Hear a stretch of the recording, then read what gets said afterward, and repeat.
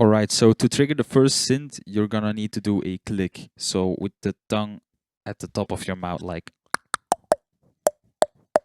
You can also use a kick, like, or a hollow click, so like, but I choose to use the, I think it's more crisp and clear that way.